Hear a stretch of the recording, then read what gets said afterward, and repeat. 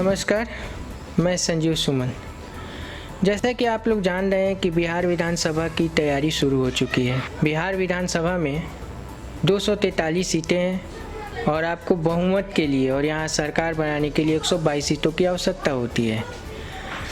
आप लोगों को भी ये भी जानकारी है कि बिहार में अभी एनडीए की सरकार चल रही है, जिसमें 3 घटक दल एक साथ हैं, जिसमें आपको भारतीय जनता पार्टी जो राष्ट्रीय पार्टी है, साथ ही साथ क्षेत्रीय पार्टी के तौर पर जनता दल यूनाइटेड हैं और एक और क्षेत्रीय पार्टी है लोक जनशक्ति पार्टी, जिसके प्रमुख हैं रामविलास पासवान, जिन्होंने अभी कुछ दिन पहले अपने बेटे चिराग पासवान को अपना कार्यकारी अध्यक्ष घोषित कर दिया है। बिहार विधानसभा चुनाव की तैयारी चुनाव आयोग ने शुरू कर दी है और वो 10 से लेके 15 के बीच या फिर 15 के बाद कभी भी बिहार में विधानसभा चुनाव की घोषणा कर सकते हैं।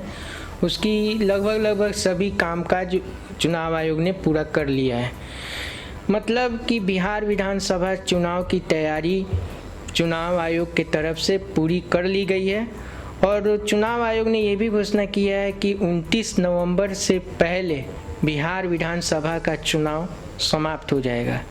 अर्थात सरकार गठन होगी या नहीं होगी, उसके बाद क्या होगा वो तो अभी बाकी है, वो तो आगे पता चलेगा। लेकिन ये संभावना नहीं है, बल्कि ये एक चुनाव आयोग की तरफ से पूरी तरह कंफर्म कर दिया गया है कि 29 नवंबर तक बिहार विधानसभा का चुनाव समाप्त हो जाएगा।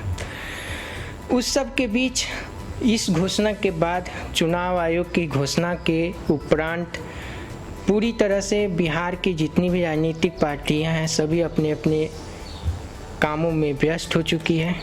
उसी बीच भारतीय जनता पार्टी के राष्ट्रीय अध्यक्ष जेपी नड्डा जी, उसके साथ बिहार के जो चुनाव प्रभारी हैं हमारे महाराष्ट्र के पूर्व मुख्यमंत्री देवेंद्र फडणवीस जी, संगठन महासचिव बीएल संतोष और साथ ही साथ राज्य के जो प्रभारी महासचिव हैं भूपेंद्र यादव, वो बिहार के दौरे पर आ रहे हैं।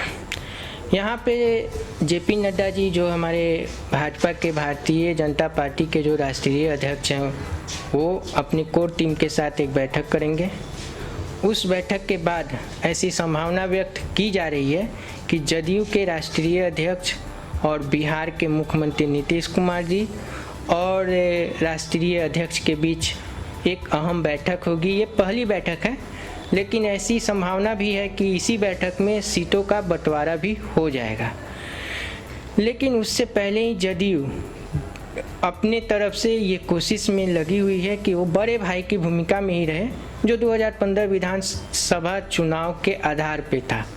लेकिन अभी जो पिछला लोकसभा का चुनाव हुआ है उसके आधार पे बीजेपी चाह रही है कि सीटों का बंटवारा हो, जिसमें बीजेपी की इच्छा यही है कि वो खुद और जदयू दोनों 50-50 30 सीटें लोजपा और एनडीए के साथ और छोटे मोटे दल जो जुड़ेंगे उनको 13 सीटें दी जाए।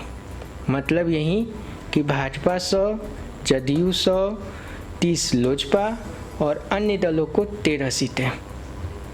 देखते हैं आगे और क्या डेवलपमेंट होती है। बस आज के लिए इतना ही।